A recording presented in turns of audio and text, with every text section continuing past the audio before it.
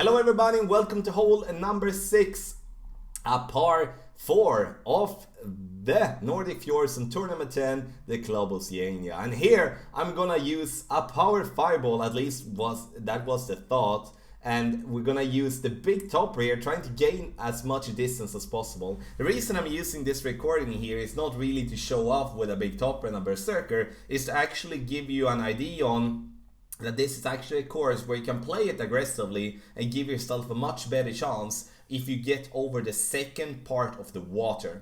So if we do have a crosswind or a tailwind, we are going to use a power 3 ball minimum with the driver that gives us the most distance and topspin and get over like this, trying to bounce on the second fairway, and then if we're lucky, getting past the rough there in the center. But nonetheless, we're going to be able to get over the water and have a short iron or a wedge towards the pin.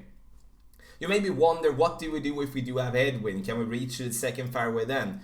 We can reach to it, but we cannot really bounce on it as the first bounce. We need to bounce on the first fairway, roll up on the other fairway, and then we will have to just see that as a long iron approach shot. So if you have a headwind, you need to think twice before you try this type of shot. You lay up, bounce over the first piece of water over to the other side, and then you take it from there.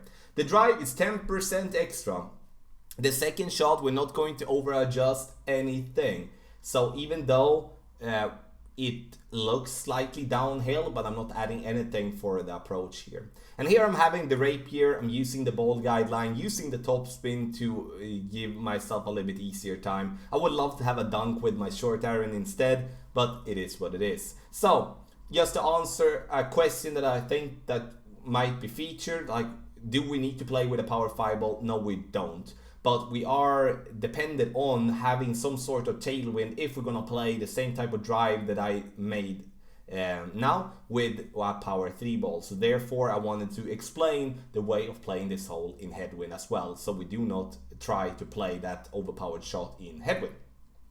Slightly missed this hole, unfortunately for the eagle. The video here is hole number 6, par 4 of the Nordic Fjords. Find it on tour number 10, the Club Oceania. Get the text guide for signing up on Patreon, and also visit Golf Clash Tommy for more Golf Clash related content. Thank you so much for watching.